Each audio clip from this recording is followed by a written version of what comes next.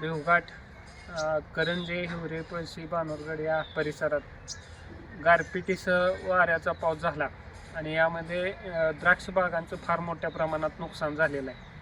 अक्षरशः द्राक्ष पिकं ही जमीन उद्ध्वस्त झालेली आहेत. द्राक्षांचा सडा अगदी जमिनीवर बसेल इतपत सगळ्या द्राक्षांचं नुकसान होऊन शेतकऱ्यांवर अत्यंत दुर्दैवी वेळ आलेली असून द्राक्षाचं प्रचंड मोठ्या नुकसान झालेलं आहे. त्यामध्ये पूर्ण वर्षाचं जे मेहनत असते शेतकऱ्यांची ते पूर्णपणे वाया गेलेली आहे. त्यामुळं शेतकरी कुठेतर अडचणीत येऊन पुढच्या वेळेला पुन्हा उभा राहणं अशक्य आहे. त्यामुळं शासनानं तातडीने पंचनामे करावे. ज्या शेतकऱ्यांचे द्राक्ष बागेसाठी पीक कर्ज आहे ते पीक कर्ज तातडीनं माफ करून पुन्हा पिकं घेण्यासाठी नव्यानं पीक कर्ज शासनानं देऊन शेतकऱ्यांना उभं करणं काळाची गरज आहे, अशी विनंती या ठिकाणी आम्हाला करायची आहे.